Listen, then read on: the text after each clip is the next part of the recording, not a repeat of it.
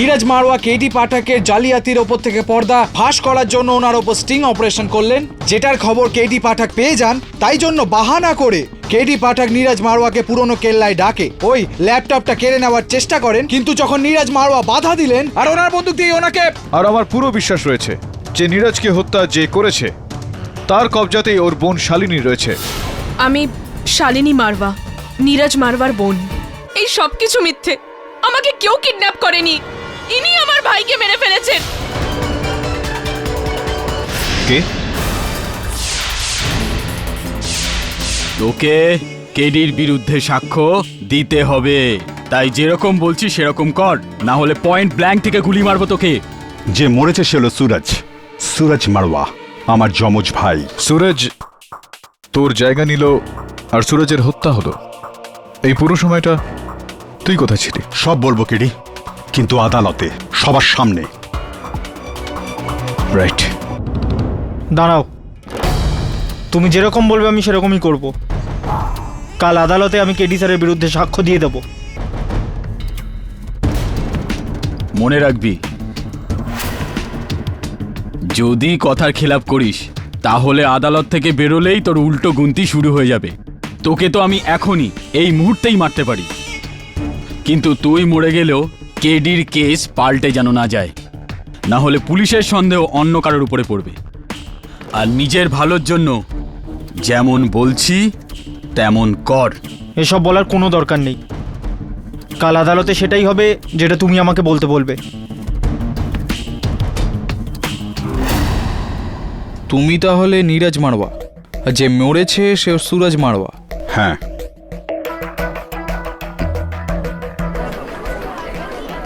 আর আমরা এতক্ষণ অবধি এই জানতাম যে যে মারা গেছে সে নীরজ না না, ওয়েট। নীরজ বাবু, আপনার কাছে কি কোনো প্রমাণ আছে যে আপনি নীরজ মারওয়া? উকিল সাহেব, প্রমাণ তো অনেক কিছুই আছে, কিন্তু আপাতত আমি আমার এই ব্লাড গ্রুপের রিপোর্টটা আপনাকে দেখাতে পারি, যা অনুযায়ী আমার ভাই সুরজ ও পজিটিভ ছিল আর আমি নীরজ ও নেগেটিভ।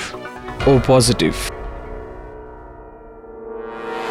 তার মানে আপনি নীরজ মারওয়া। হ্যাঁ। তাহলে এটা বলুন নীরজ মারওয়া বাবু, ও পজিটিভ নীরজ মারওয়া বাবু, এতদিন আপনি কোথায় ছিলেন? উকিল সাহেব, আমি একটা ট্রিপে লাদাখ গিয়েছিলাম, কিন্তু ওখানে ল্যান্ডস্লাইডিংয়ের ফলে আমি একটু আটকে গিয়েছিলাম। আর যখন আমি ওখান থেকে ফিরলাম তখন আমি জানতে পারলাম যে আমার ভাই সুরজ নীরজ সেজে কেডিকে ফাঁসিয়েছে।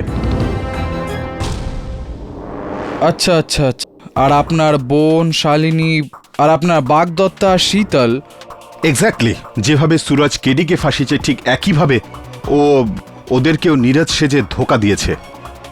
ওরা ভাবছিল যে আমি মারা গেছি। ইওর অনার, আমি শুরু থেকে বলে আসছি যে এইটা কারোর তৈরি করা একটা ষড়যন্ত্র। Moment of pause please mister পাঠক।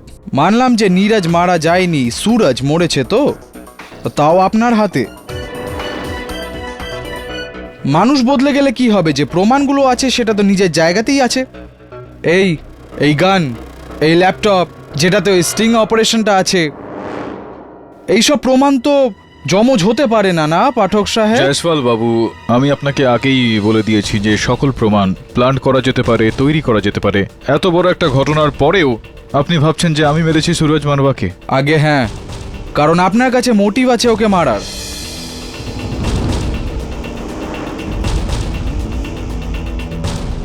আমি এটা বুঝতে পারছি না যে সুরজ মারওয়া, যাকে আপনি চেনেনও না, এক অচেনা ব্যক্তি আপনাকে কেন ফাঁসাতে যাবে?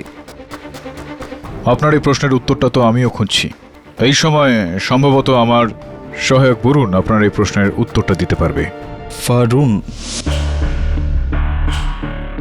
তোকে কেডির বিরুদ্ধে সাক্ষ্য দিতে হবে।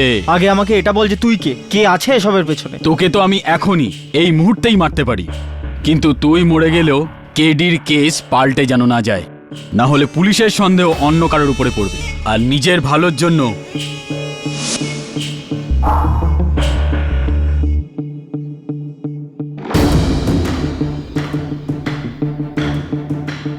ইওর অনার, এটা সত্যিই একটা ষড়যন্ত্র। একটা লোক আমাকে কালকে বন্দুক দেখিয়ে উঠিয়ে নিয়ে গেল, আর তারপর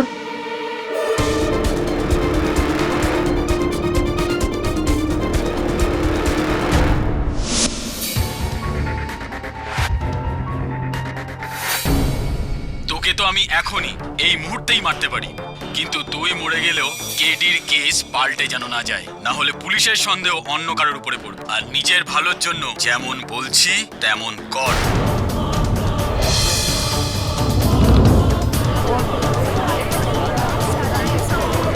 order order. Objection your honour, আদালতে অডিও রেকর্ডিং এর কোনো দাম নেই। ডবল ধাক্কা।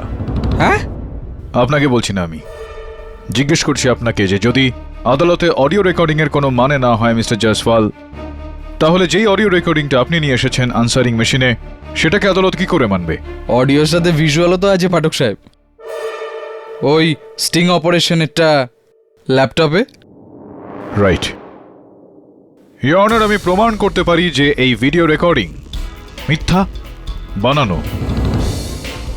এই রেকর্ডিংটায় আমি একবারও ঘুষ শব্দটার ব্যবহার করিনি, আর রইল সুরজ মারওয়ার বলা কথাগুলো। তো এই ভিডিও রেকর্ডিংয়ে সুরজ মারওয়ার মুখ দেখা যাচ্ছে না ইওর অনার, কেননা এই রেকর্ডিংটা ওর পেছন দিক থেকে করা হয়েছে। যে বাক্যগুলো এই ভিডিও রেকর্ডিংয়ে রেকর্ডেড আছে, আমরা কিভাবে মেনে নেব যে এই কথাগুলো সুরজ মারওয়াই বলেছে?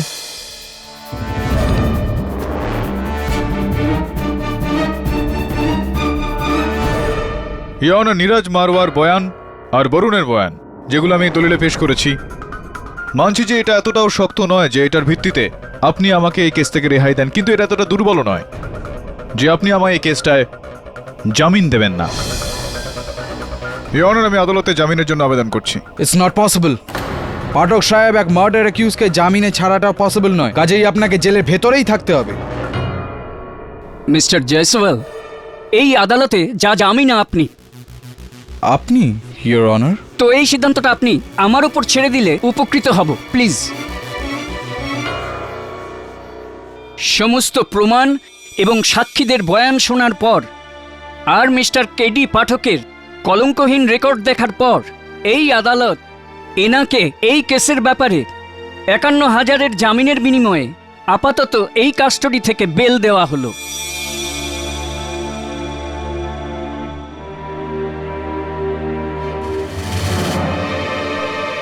কিন্তু এই কেসের পরবর্তী শুনানি আজ থেকে ঠিক ৩ দিন পর ৩টের সময় হবে, Wednesday 29 May 2012। In short mister Pathak, আপনার কাছে ৩ দিন সময় আছে আপনার নির্দোষিতা প্রমাণ করার জন্য।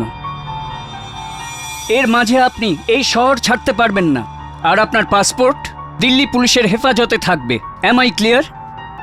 The court is adjourned. Jaiswal,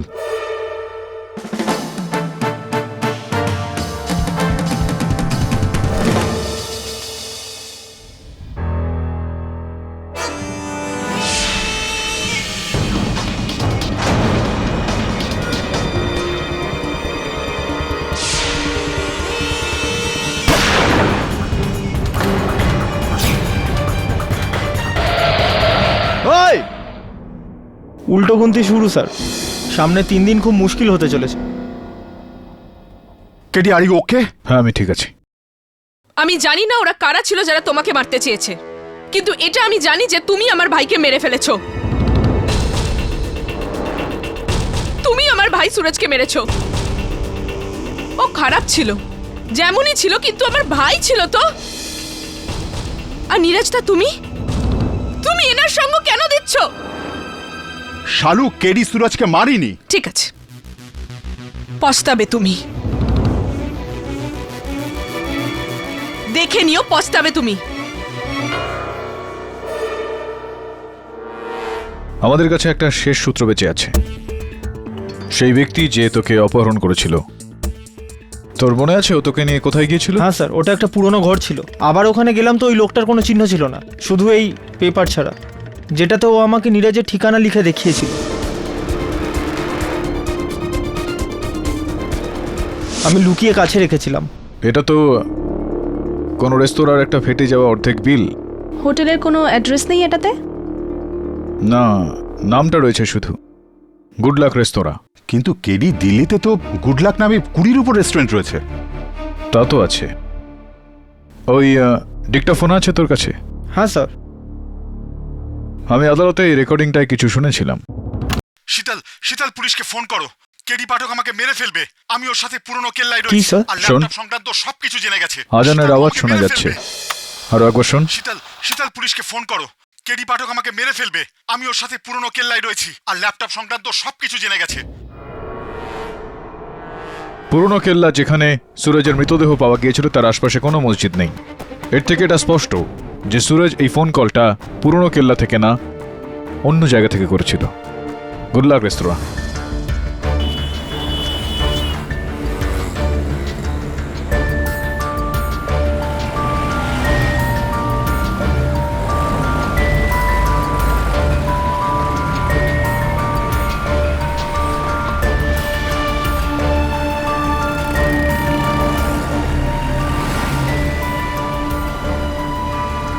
excuse me, এই লোকটা আপনাদের এখানে খাবার খেতে আসে?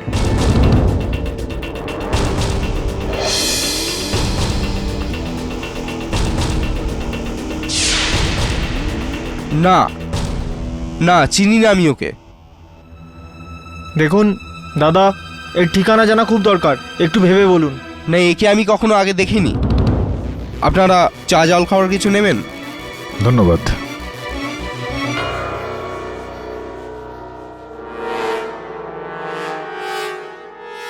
আই এম ভেরি শিওর এ জানে কিন্তু বলছে না। কেডি, আমার তো মনে হয় যে এত বড় এলাকায় একজন লোককে খোঁজা যেমন খড়ের গাদায় ছুঁচ খোঁজার মতো।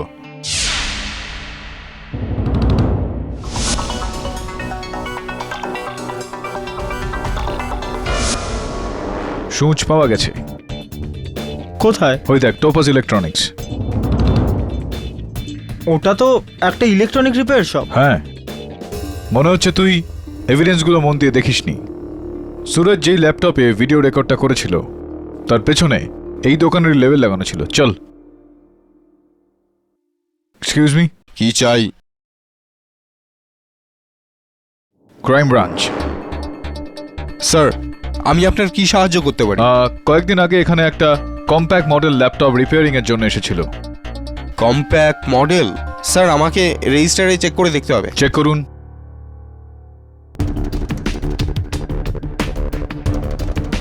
স্যার, কি কার্ড দেখালেন আপনি? আমার রোটারি ক্লাবের মেম্বারশিপের কার্ডটা দেখিয়েছি।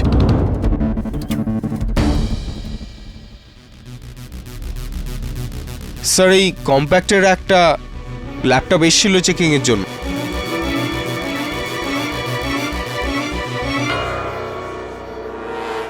Thank you.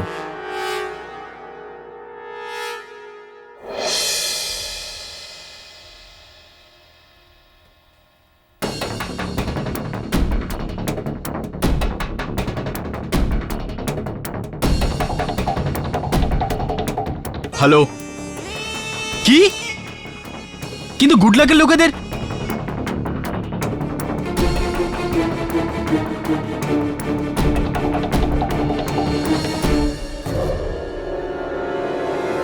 কেডি স্যার, ওই যে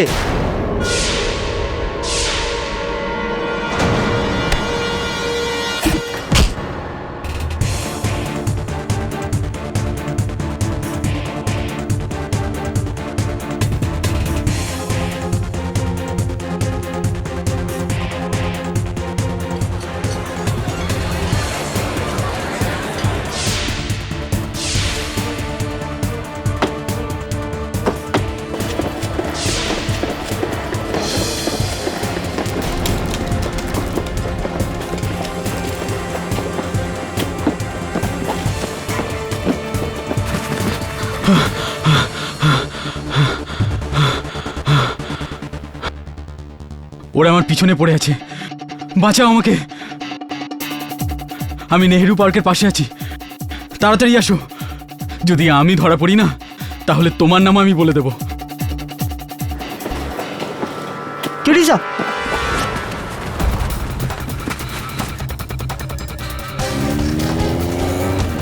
থামো, গাড়ি থামাও, দাঁড়াও।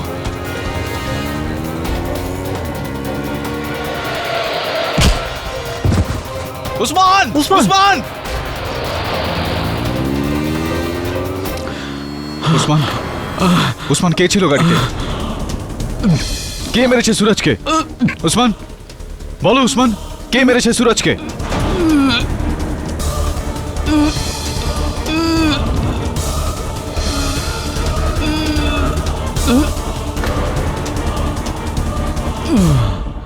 উসমান, উসমান! কেডি স্যার, আপনি যখন উসমানকে জিজ্ঞাসা করলেন তো আমাদের দিকে কেন দেখালো? আর ওই গাড়িতে কে থাকতে পারে?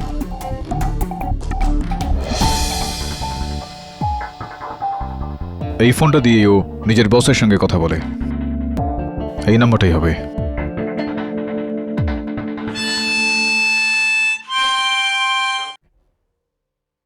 এই এই সুরটা তো, এই সুরটা কি স্যার?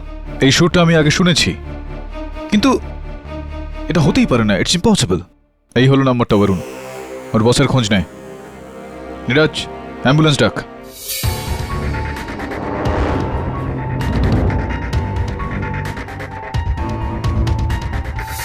এত টেন্স কেন হচ্ছ নীরজ? তুমি বুঝতে পারছো না শীতল, কেডির জামিন শেষ হওয়ার জন্য মাত্র আর একদিন বাকি। আর কালকের কোর্টে কেডি যদি কোনো প্রমাণ পেশ করতে না পারে তাহলে আবার জামিন পেতে বেশ সমস্যা হবে। চিন্তা করিস না নীরাজ, শুধু একবার বলুন ওই। কেডি স্যার, পেয়ে গেছি নাম্বার। মেরলির একটা ফার্ম হাউসের নাম্বার। লেটস গো।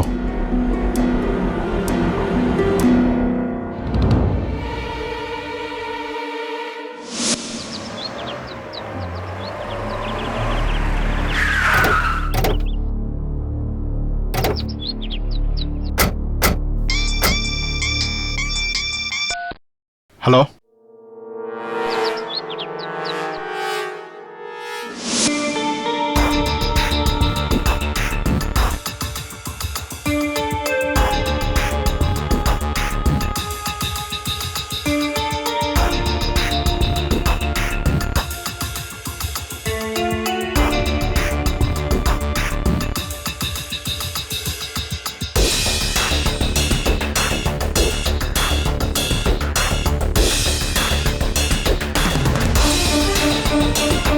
বরুণ, মনে হচ্ছে আমরা সঠিক জায়গায় এসেছি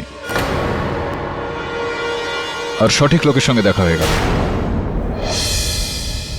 হ্যান্ডস আপ! বিনা অনুমতিতে কারোর প্রপার্টির মধ্যে ঢোকার সাজা কি জানো? হ্যাঁ জানি, সেকশন 105 আর 441-এ দৌলতে প্রসিকিউশন। কিন্তু আমার প্রশ্নটা হলো এই যে, কি আপনি জানেন যে আইপিসি দফা নম্বর 302 এর সাহায্যে আপনার সঙ্গে কি হতে পারে? হত্যার সাজা। হত্যা? আগে হত্যা। ভাই, কার হত্যা? What you mean? না মানে আমি এটা জিজ্ঞেস করতে চাইছিলাম আপনাকে, উসমান খানকে তো চেনেন নিশ্চয়ই, আপনি চেনেন না? ওসমান খান? হ্যাঁ। বেয়াদবটা আবার কি করেছে? কি করেছে এই বেয়াদবটা আমি আপনাকে বলতে পারি যদি আপনি নলটাকে নিচে করেন তো। আরে স্যার, গুলি চালাবেন না, আমাদের সঙ্গে আছে। টুগেদার। ভাই, তোমরা কে হে? হ্যাঁ, আর কি চাও? পুলিশ ডাকবো নাকি? হ্যাঁ ডাকুন না, আমাদের একটা ফোন কল বেঁচে যাবে। এটা তো ওসমানই। এ তো আমার পুরনো ড্রাইভার। কিন্তু স্যার, 1 মাস আগেই তো চাকরি ছেড়ে দিয়ে ও চলে গেছে। তারপর থেকে আর কোনো কন্ট্যাক্ট নেই। উসমানের কাছ থেকে যেই মোবাইল ফোনটা আমরা পেলাম সেখানে আপনার নাম্বার 9211646647। এই নাম্বারটা সম্ভবত আপনার নামেই রেজিস্টার রয়েছে। এই ফোনটা আপনারই, সম্ভবত এটা আপনারই নাম্বার।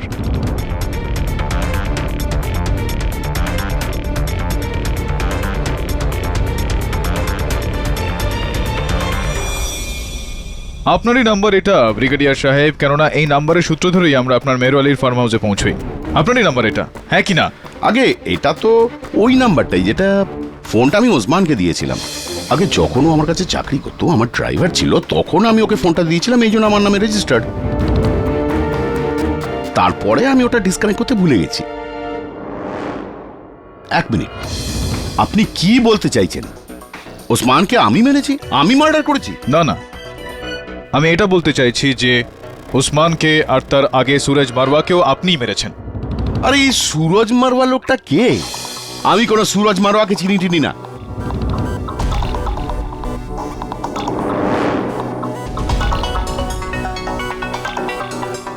আপনি সুরজ মারওয়াকে চেনেন না? হ্যাঁ, তাই। একটা জিনিস আছে আমার কাছে ব্রিগেডিয়ার সাহেব, সেটা আপনি অবশ্যই জানেন, নিশ্চয়ই চিনবেন হয়তো।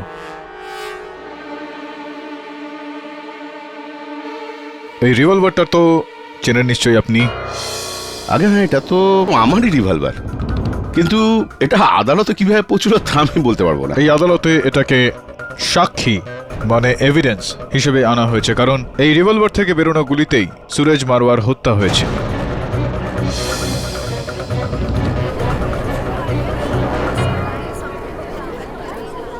এটা আসলে এই রিভলভারটা আমার বাড়ি থেকে চুরি হয়ে গেছিল মাস দেড়েক আগে। আচ্ছা, হতে পারে যে ওসমানই চুরি করেছে। হ্যাঁ, কেন হতে পারে না? এই ওর চুরির রিপোর্টটা তো নিশ্চয়ই আপনি অবশ্যই লিখিয়েছেন পুলিশে, লেখাননি আপনি? আগে না, আসলে কি আমার কাছে না এরকম বন্দুক অনেকগুলো আছে অ্যান্টিক পিস হিসাবে। আর এটা রিপোর্টটাই বা লেখাবো কি করে? এটার খবর তো আমি লাস্ট উইকেই পেলাম, তাও আবার কখন আমি ড্রয়ার চেক করতে গিয়ে দেখলাম এটা মিসিং। তো লাস্ট উইকে রিপোর্ট লিখেছিলেন আপনি? লিখেছিলেন? আগে করা উচিত ছিল কিন্তু করিনি। আমি করাতেই যাচ্ছিলাম কিন্তু শেষ অবধি ভুলে গেছি। ভুলে গেছেন আপনি? ইয়োর অনার, আমি একজন প্রাক্তন আইনজ্ঞ, প্রাক্তন সৈন্য। ইয়োর অনার, আমি আর্মি থেকে রিটায়ার করেছি, মেন্টালি রিটায়ার্ড না। উকিল সাহেব, আমি নিজের দেশের কোনো লোককে কিভাবে হত্যা করতে পারি, আর তাও এমন একটা লোক যাকে আমি চিনি না, উইদাউট এনি রিজন? কেন ভাই? সিরিয়াসলি মিস্টার পাঠক, কেন আপনি এক সম্মানীয় ডেকোরেটেড ব্রিগেডিয়ারকে এই কেসে ফালতু ফালতু কেন টানছেন? চলো মেনে নিলাম আমি যে এই গানটা ব্রিগেডিয়ার বাবুরই, কিন্তু মেনে নিন যদি আমি একটা সিএসটিসি বাস অপহরণ করে আপনার পায়ের ওপর চড়িয়ে দিই, আপনাকে আঘাত করি, তো আপনি কাকে দোষ দেবেন? কলকাতা ট্রান্সপোর্টকে না আমাকে? পাঠক, এই গানটা যারই হোক, যেই মারা যাক, কিন্তু মেরেছেন তো আপনি। এই আপনার ভুলে যাওয়া, এই আপনার স্মৃতিশক্তি হারিয়ে যাওয়া, হোয়াট এভার, ওগুলো সব নাটক, ওগুলো ঢং। আর ওই কথাটা এই আদালতেই দুজন প্রমাণও করে দিয়েছেন, আপনার এই কথাগুলোকে অস্বীকার করে। Remember? Of course I remember. How can I forget? Moonlight Cafe waiter Kalpesh? Sir, আপনি কখন অজ্ঞান হয়েছিলেন? আপনি তো নিজেই ওখান থেকে চলে গিয়েছিলেন। ওই রিক্সা চালক রিলারাম? আগে স্যার, ইনিই ছিলেন। এই 7:30টার সময় আমার অটোতে উঠলেন আর বললেন পুরনো কেল্লাতে চলো। ইওর অনার, কেননা আমি একবার রেলারাম বাবু আর তারপর কল্পেশ বাবুকে ডেকে তাদের সঙ্গে একটু কথাবার্তা চালাই। আপনি অনুমতি দিলে তবে। অনুমতি দিলাম। Drag it as much as you can. Welcome to Beaten World. How may I assist you? নতুন ফ্ল্যাটের জন্য একটা স্ট্যান্ড ফ্যান আর কুলার নেব। এই পচা গরম থেকে একটু স্বস্তি চাই। বাজার চলতে সব ব্র্যান্ড আর ভরসাযোগ্য নয়। তার জন্য তো আমাদের ফ্যান আছে, all purpose bullet table fan, ceiling fan. আমাদের সিলিং ফ্যান কিন্তু 30 মাসের ওয়ারেন্টি সহ পাওয়া যায়। আছে ফারাটা 2 বছরের ওয়ারেন্টি, 17 থেকে 20 মিটার এয়ার ফ্লো, মধ্যবিত্তের সাধ্যের মধ্যে একমাত্র ভরসাযোগ্য ব্র্যান্ড বিটেন। আমাদের কুলারের কিন্তু অনেক range, 45 litres, 50 litres, 70 litres, 90 litres, 110 litres. Honeycomb সহযোগে বিটেনের সব কুলারের ওয়ারেন্টি 1 বছর। চেনা হাওয়ায় অচেনা অনুভূতির জন্য একমাত্র আদর্শ বিটেন। গরমে স্বস্তি পেতে বিটেনের ফ্যান হোক বা কুলার, আজই আনুন বাড়িতে। Beaten, digitally yours.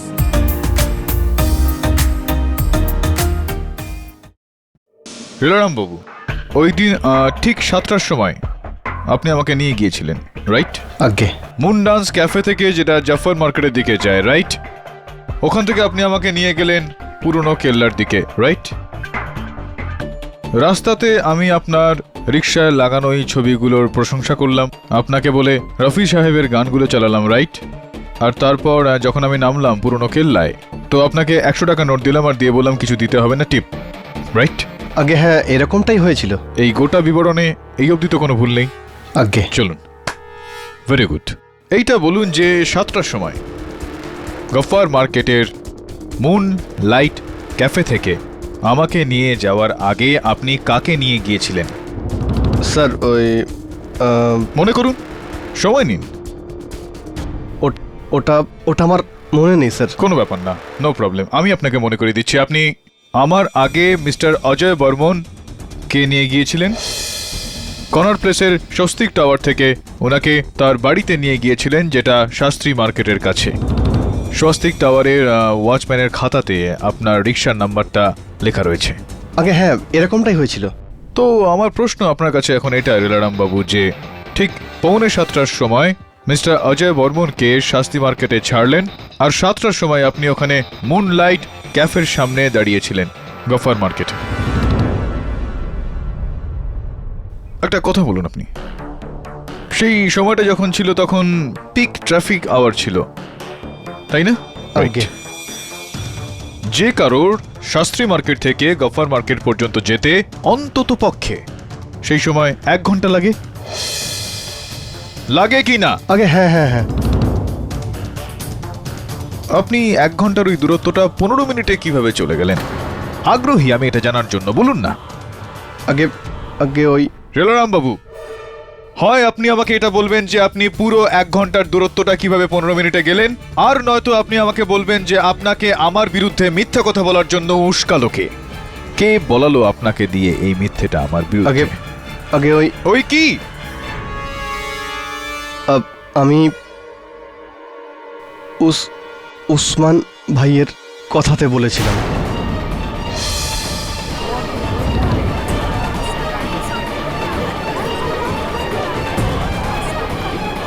Order order. Usman ভাই? কোন উসমান ভাই? এই উসমান ভাই কি? আগে আগে হ্যাঁ, এই ছিল। আচ্ছা, কোনো এই উসমান ভাইয়ের সঙ্গে আপনার কোন রকম চুক্তি হয়েছিল নাকি বন্ধুত্বের খাতিরই আপনি এটা বলে দিয়েছিলেন? ও আমাকে 10,000 টাকা দিল আর ওই সব বলতে বলেছিল যেগুলো আমি আদালতে বলেছি। স্যার, ভুল হয়ে গেছে, আর কখনো হবে না। কোনো ব্যাপার না, আমরা তো আপনাকে ক্ষমা করে দিয়েছি, কিন্তু মহামান্য বিচারক কি করবেন জানি না। একটা ভুল তো ধরা পড়ে গিয়েছে, দ্বিতীয়টা ধরার একটা চেষ্টা করা যাক। কল্পেশ বাবুকে ডেকে নেওয়া যাক। তো কল্পেশ বাবু, আপনি ছাড়া যেই 11 জন ব্যক্তি ওই দিন মুনলাইট ক্যাফেতে উপস্থিত ছিলেন, সেই দিন সবাই নিজেদের বক্তব্যে বলেছেন যে আমি সেই দিন বেহুশ হইনি। আগে স্যার, এবার আপনাকে নিয়ে 12 জন লোক হয়ে গেল, আর আপনাদের এই 12 জন ব্যক্তির সম্বন্ধে আমি কিছু কিছু জানতে পেরেছি। এটা জানতে পেরেছি যে কিছু কিছু সামঞ্জস্য রয়েছে। একটা তো এইটা যেটা আপনারা সবাই সমবয়সী, একই বয়সের আপনারা, আর দ্বিতীয় সামঞ্জস্যটা হলো এই যে আপনারা সবাই একই অফিসে কাজ করতেন, তার মানে অফিস রিইউনিয়ন চলছিল সেখানে মুনলাইট ক্যাফেতে, আর আপনারই কথা মতো ওখানে 11 জন ব্যক্তি সেখানে উপস্থিত ছিলেন, আর আপনার কথা মতোই ওই 11 জন ব্যক্তি মিথ্যা বয়ান দিয়েছে এই আদালতে, মিথ্যা স্টেটমেন্ট, মিথ্যা বয়ান দিয়েছেন। এটা কি ঠিক নাকি না কল্পেশ বাবু? আগে আগে আগে হ্যাঁ স্যার। তো কল্পেশ বাবু, এখন দয়া করে আপনি মহামান্য আদালতকে বলুন যে আমি মানে কেডি পাঠক ওইখানে ওই মুনলাইট ক্যাফেতে অজ্ঞান হয়েছিলাম নাকি হইনি? না না স্যার, আপনি বেহুশ হয়ে গিয়েছিলেন স্যার। কিভাবে? আসলে আমি আপনার কফিতে নেশার জিনিস মিশিয়ে দিয়েছিলাম।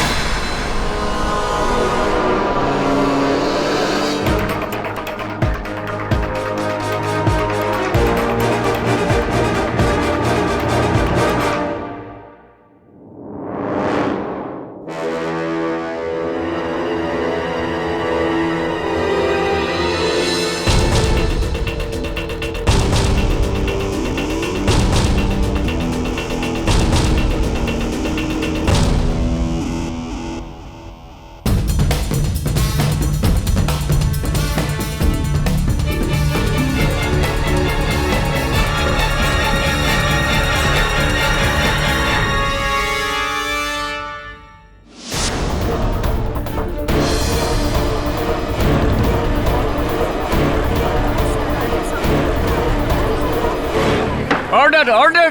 এই সমস্ত কিছুকে আপনি বন্ধুত্বের খাতিরে করেছেন নাকি আপনার ব্যাংকের খাতেও কিছু গিয়েছে ইনপুট? স্যার সরি স্যার, আমাকে উসমান বলেছিল। উসমান বলেছিল? উসমান বলেছিল স্যার, যদি আমি আমার বন্ধুদের ওখানে নিয়ে গিয়ে ওসব করি তাহলে ও আমাদের সবাইকে 10,000 টাকা করে দেবে। ভুল হয়ে গেছে স্যার, ক্ষমা করে দিন স্যার প্লিজ। অনেক খরচা করে ফেলেছে উসমান। ইওর অনার, এখন কারোর মনে কোনো রকম সন্দেহ থাকা উচিত নয় আমার নির্দোষ হওয়াকে নিয়ে। ইয়োর অনার, কিন্তু এখনো অবধি কেডি পাঠক নির্দোষ প্রমাণিত হয়নি, কারণ ওই গান, গুলি আর ওই সুরজের হত্যা, ইয়োর অনার, এগুলো এখনো অবধি প্রমাণ হয়নি। বিরোধী পক্ষ মহোদয়, এই কেসের সঙ্গে জড়িত সমস্ত প্রশ্নের একই উত্তর, উসমান খান ডেড, এন্ড, মরে গেছে বেচারা। হ্যাঁ, কিন্তু উসমান খানের মৃত্যু থেকেও কিন্তু একটা প্রশ্ন উঠে আসছে যে উসমান খানই কি এই খেলাটা খেলছিল নাকি অন্য কেউ ছিল এটা রচয়িতা, তৃতীয় ব্যক্তি। অ্যাবসলিউটলি। ইয়োর অনার, এই সময় আমি আদালতের কাছ থেকে 24 ঘন্টা সময় চেয়ে নিচ্ছি আর আদালতকে আশ্বাস দিচ্ছি যে এই 24 ঘন্টায় এই ষড়যন্ত্রের রচয়িতাকে আদালতের সামনে নিয়ে এসে দাঁড় করাবো। ইয়োর অনার, অলরেডি আমরা 3 দিন দিয়েছি কেডি পাঠককে, আরও একদিন। মিস্টার জয়সওয়াল, এত কিছু হওয়ার পর আমার মনে হয় না যে মিস্টার কেডি পাঠক সুরজ মারওয়াকে মেরেছেন। কিন্তু মিস্টার পাঠক, যতক্ষণ না আপনার কাছে সুরজের হত্যার পোক্ত প্রমাণ না আসে, আপনার উপরে মোকদ্দমা শেষ হবে না। I understand. এই আদালত পরশু দুপুর 2:30 পর্যন্ত মুলতবি রইল। The court is adjourned.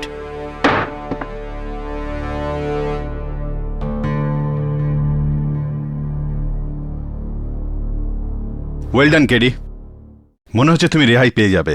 আমি তো ছাড়া পেয়ে যাব নীরজ, কিন্তু সুরজের হত্যাকারী যেন ছাড়া না পায়।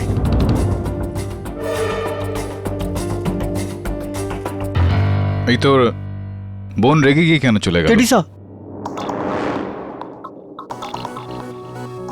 কেডিসা, আমি ব্রিগেডিয়ার গুজরালের ফার্ম হাউসে গেছিলাম। ওখানে ড্রাইভার্স কোয়ার্টার্সে যেখানে ওসমান থাকতো সেখানকার তল্লাশি করে আমি হারমোনিকাটা পেয়েছি। এই দেখুন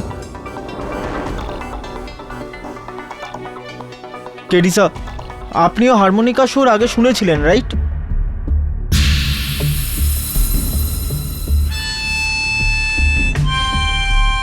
হ্যাঁ, মনে পড়ে গেছে আমার এই সুরটা আর বাজানোর লোকটাও। মথুরেশ মিশ্রা। কে মথুরেশ মিশ্রা?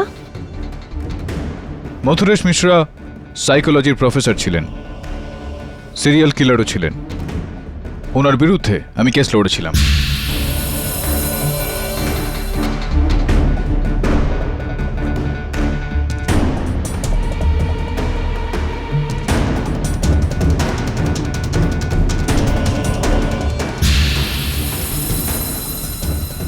কেডিসা, প্রফেসর মথুরেশ তো ভরা আদালতে সবার সামনে নিজেকে মেরে ফেলেছিলেন, রাইট?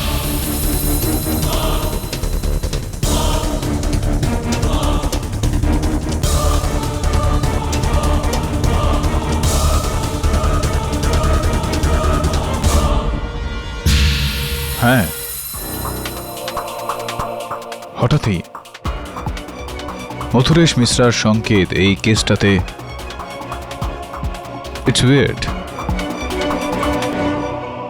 স্যার, এই কেসটা সলভ হওয়ার জায়গা আরো জটিল হচ্ছে। ঠিক বলছিস তুই। বরুণ খোঁজ নিয়ে দেখ যে এই মথুরেশ মিশ্রা আর উসমান খানের মধ্যে কি সম্পর্ক ছিল, কি কানেকশন। তবে একটু সচেতন হয়ে, কেননা যেই হোক সে জানতে পেরে গিয়েছে তার এই খেলা থেকে পর্দাটা এবার সরে যাবে। ও নিজেকে বাঁচানোর জন্য যে কোনো কাজ করতে পারে। Hello hello KD sir. Sir, আমি শালিনী বলছি। স্যার, শীতলকে কেউ তুলে নিয়ে গেছে। উঠিয়ে নিয়ে গেছে? কে উঠিয়ে নিয়ে গেছে? কে জানি না স্যার। স্যার, শীতল আমার বাড়ি এসেছিল। আমরা দুজনেই নীরজদার সাথে দেখা করতে যাচ্ছিলাম। বেরিয়ে আসার পর হঠাৎ মনে হলো গ্যাস অন রয়ে গেছে। আমি ওটাকে শুধু অফ করতে গেছিলাম, আর বাইরে আসার পর দেখলাম শীতল গায়েব। শীতল, আর ওখানে কেউ একটা নোট রেখে গেছে। কি লেখা আছে ওতে? স্যার, এতে লেখা আছে, শীতল আমার কাছে আছে। যদি ওকে জীবিত দেখতে চাও তাহলে কেডি পাঠককে এখানে এসে ওকে নিয়ে যেতে হবে। হুমায়ুন মকবরার ডান দিকে, আজ বিকালবেলা ঠিক 4টের সময়। পুলিশ বা অন্য কাউকে খবর দেওয়ার চেষ্টা করেছো তো শীতল মারা যাবে। মনে থাকে যেন কেডি পাঠক একলা, আর কেউ না। নীরজ কোথায়? স্যার, নীরজদাকে আমি ফোন করে দিয়েছি, উনি এক্ষুনি এসে পড়বেন। স্যার এখন কি করা যায়? করবো সেটাই যেটা ওই নোটে লেখা আছে। আমি 4টের সময় হুমায়ুন মকবরা পৌঁছে যাব। আমি যাচ্ছি। স্যার আমিও আপনার সঙ্গে যাই। না বলুন, এই নোটে লেখা আছে কেডি পাঠককে একা আসতে হবে।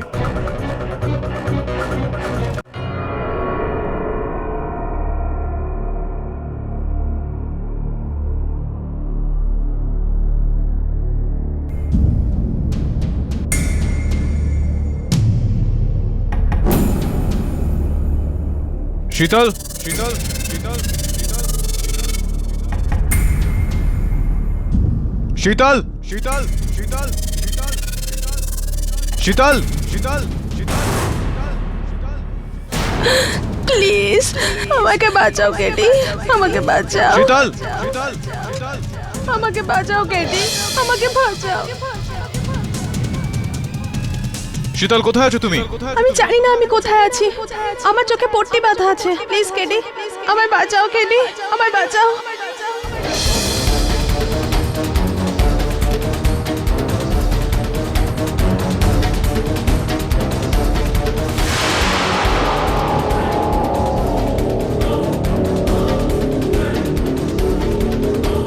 শীতল, শীতল, আমি এখানে কেডি, আমি এখানে। শীতল। প্লিজ আমাকে বাঁচাও, প্লিজ আমায় বাঁচাও।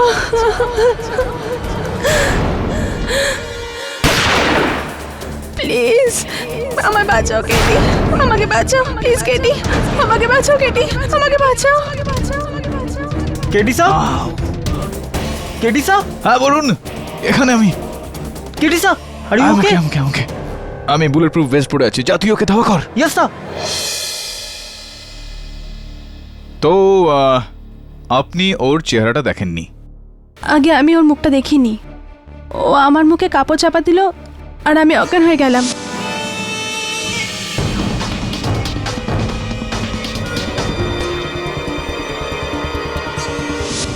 যখন জ্ঞান ফিরল তখন আমি বাঁধা ছিলাম, চোখে পট্টি বাঁধা ছিল।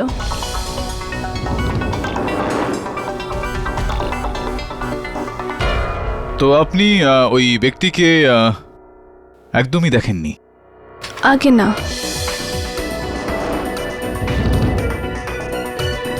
কিন্তু যখন আপনার আশার আওয়াজ পেলাম তখন আপনাকে ডাকতে শুরু করলাম। কিন্তু যখন আপনার গুলি লাগলো আমি খুব ভয় পেয়ে গেলাম। অদ্ভুত ব্যাপার শীতল দেবী যে আপনি আপনার আক্রমণকারীকে দেখেননি, কেননা আপনার চোখের মধ্যে একটা পট্টি বাঁধা ছিল, কিন্তু আপনি আমাকে ওখান থেকে আসতে দেখেন। হতে পারে আপনি আমার আশার ওই আওয়াজটা চিনতে পেরে যান। প্রশ্ন এখন এটা উঠছে যে আপনি কি করে জানলেন যে ওই গুলিটা আমার লেগেছিল? ওই সময় জানি না, কেউ আমার হাত খুলে দিয়েছিল আর আমি আমার চোখ থেকে পট্টি সরাই। তখন আমি ওখান থেকে বেরোতেই যাচ্ছিলাম, হঠাৎ বরুণ আমার সামনে চলে এলো। ব্যাস এটুকুই মনে আছে আমার। ইয়োর অনার, যদি মিস শীতল কিছু জানেনি না তাহলে তার স্বাক্ষর কোনো দরকারই নেই। I am sorry. না না, নো প্রবলেম শীতল দেবী।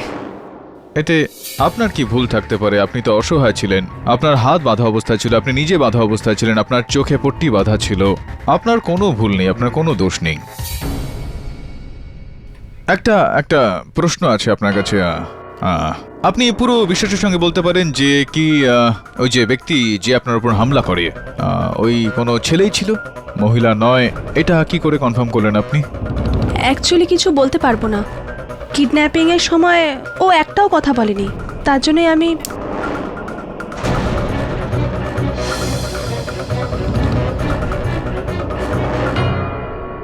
উপস। হ্যাঁ বলুন বলুন, আপনি বলা কেন বন্ধ করে দিলেন? আগে আপনি হঠাৎ পেন্সিলটা ভেঙে দিলেন, তাই আমি চমকে গেলাম। আই এম সো সরি শীতল দেবী। তো বিচিত্র ব্যাপার এটা, আমার এই একটা পেন্সিল ভাঙাতে আপনি চমকে গেলেন, আপনার বলা বন্ধ হয়ে গেল। কিন্তু ওই দিন যখন গুলি চলল, তো গুলির আওয়াজে আপনার কোনো রকম কিছু হলো না, আপনি বলেই গেলেন। আমি জানি না আমি কোথায় আছি, আমার চোখে পট্টি বাঁধা আছে। প্লিজ কেডি, আমায় বাঁচাও কেডি, আমায় বাঁচাও। কেডি আমায় বাঁচাও, কেডি আমায় বাঁচাও। আপনার কোনো প্রতিক্রিয়া হলো না গুলির আওয়াজে। কি বলতে চান আপনি? আমি ঠিক বুঝলাম না। আমি বুঝিয়ে বলছি। দেখুন শীতল দেবী, কেডি পাঠকের এই সামান্য জ্ঞান এতটাও সামান্য নয় যে সে একজন মানুষের কণ্ঠ, তার আওয়াজ আর একটা রেকর্ড করা আওয়াজের পার্থক্য না বুঝতে পারে। কণ্ঠস্বরটা আপনারই ছিল সেই দিন, কিন্তু সেটা রেকর্ড করা ছিল। রেকর্ডার দূরে কোথাও পড়েছিল আর আপনি আমার পিছনে ছিলেন বন্দুকটা নিয়ে। এটা আপনি কি বলছেন? এরম কিছুই হয়নি। আর হঠাৎই কেউ এসে আপনার হাতটা খুলে দিল আর সমস্ত দড়ি খুলে দিল, আর আপনি আপনার নিজের হাত দিয়ে আপনার মুখ থেকে পট্টিটা সরিয়ে দিলেন, ওখান থেকে পালিয়ে গেলেন। কে করলো এসব? ওই হুমায়ুন টুমে, কারণ আপনি ছাড়া ওখানে তো আর কেউ ছিলই না। আর যে ছিল আপনার অপহরণকারী, সে কোথায় উধাও হয়ে গেল হঠাৎই।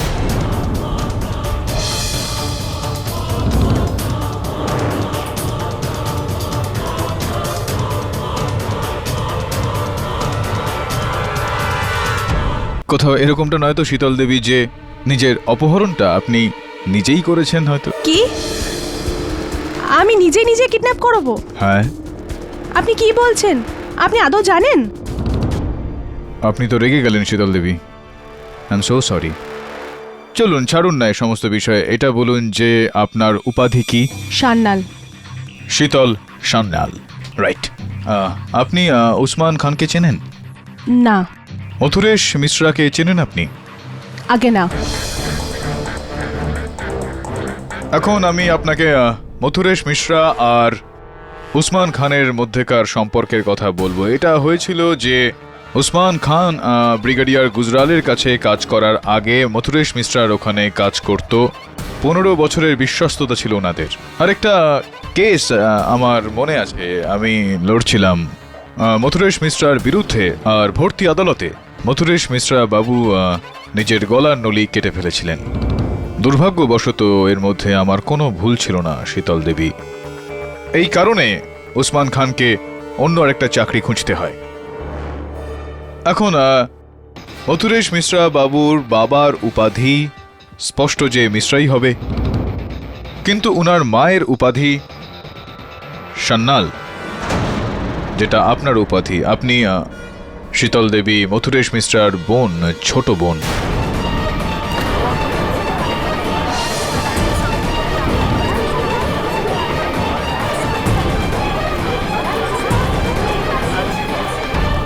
আর এর আগে আপনি এই বিষয়টা অস্বীকার করেন। ইওর অনার, আপনার টেবিলে একটা ফাইল রাখা রয়েছে যেটার মধ্যে জামশেদপুরের একটা ছাত্রাবাস থেকে আমরা একটা তালিকা চেয়ে পাঠিয়েছি। School living certificates, class results, ইত্যাদি ইত্যাদি ইত্যাদি। শীতল দেবী, অপরাধীর অপরাধ যতটাই বড় হোক না কেন, আইন কখনোই তার প্রাণ নিতে চায় না। এটা একটা দুঃখজনক ঘটনা যে আপনার ভাই এই আদালতে আত্মহত্যা করেন, আর আপনি আমাকে এটার জন্য দায়ী মনে করেন। আমি বুঝতে পারছি যে এটার প্রতিশোধ নেওয়ার জন্য আপনি এই ষড়যন্ত্রটা করলেন, কিন্তু আপনি আমাকে বিশ্বাস করুন যে আপনার ভাইয়ের মৃত্যুতে আমার কোনো রকম হাত ছিল না। কিন্তু কারণটা কে ছিল? তুমিই ছিলে ওই কারণ।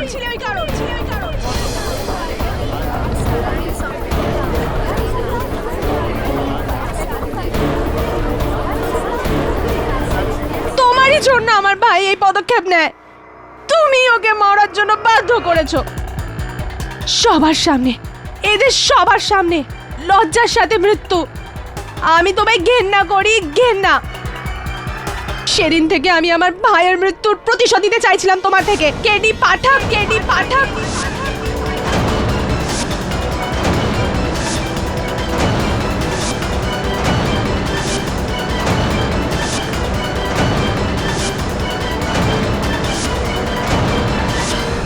সুরজ আমায় ভালোবাসতো, সেই কারণে আমি ওকে বললাম যে যদি ও আমার এই প্ল্যানে সঙ্গ দেয় তাহলে আমি নীরাজকে ছেড়ে ওকে বিয়ে করে নেব। সেই প্ল্যান অনুযায়ী সুরজ তোমায় দিল্লি আনে, আর উসমান আমার এই কথায় পুরো জালটা পাতে, আর তোমায় অজ্ঞান করিয়ে পুরনো কেলায় নিয়ে যায়।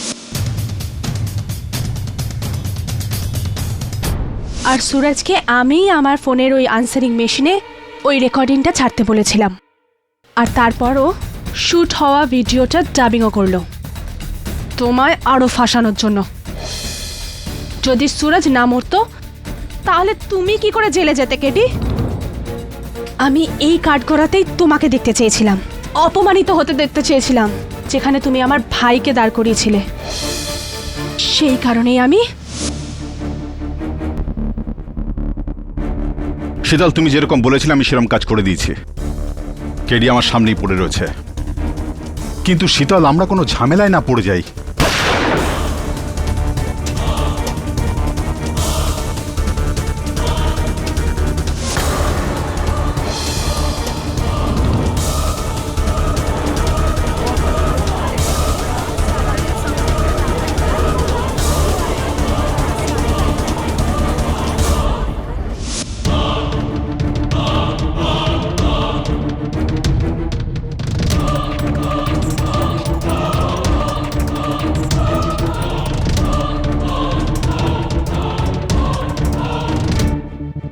তারপর আমি বরুণকে ওসমানকে দিয়ে ভয় দেখানোর চেষ্টা করলাম, কিন্তু যখন এই প্ল্যানটাও কাজে আসলো না, তখন আমি তোমাকে মারতে চাইছিলাম কেডি পাঠক।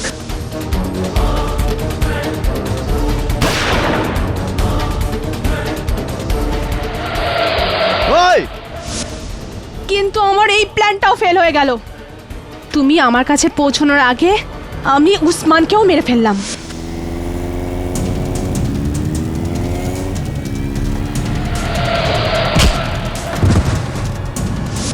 আর যখন আমার মনে হলো যে তুমি এই কেস থেকে বেঁচে যাবে, আর তখনই আমি আমার শেষ গুটিটা চাললাম, যেটা আমি নিজে। আর তোমায় মারার জন্য আমি তোমায় একা ডাকলাম,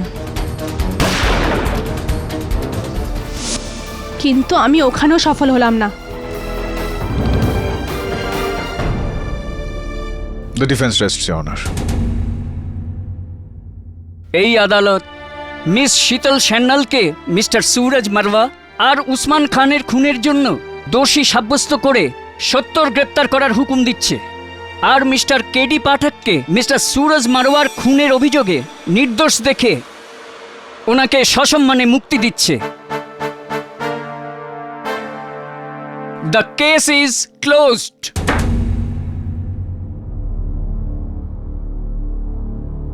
আমার ভাইয়ের প্রতিশোধ এখনো পুরো হয়নি কেডি পাঠক, মনে রেখো। কেডি পাঠক কখনো কিছু ভোলে না ম্যাডাম, তাছাড়াও খুব ভালো বাজান আপনি। এই নিন আপনার এই উত্তরাধিকার সূত্রে জেলে থাকা আপনার সহবন্দীর মনোরঞ্জন করার সঙ্গে সঙ্গে আপনার রেওয়াজও হবে। All the best. KD sir, আরে আবেগপ্রবণ হয়ে গেছিস। জসপাল সাহেবকে একটু বিদায় জানিয়ে দিই। জসপাল সাহেব, থ্যাংক ইউ ভেরি মাচ। আরে জসপাল সাহেব, আপনিও তো আবেগপ্রবণ হয়ে গেছেন। আরে আমি তো শুরুতেই বলেছিলাম যে কেসটা তুমিই জিতবে, দেখো ওটাই হলো। হ্যাঁ, কিরকম লোক রে বাবা। Am I right or am I right?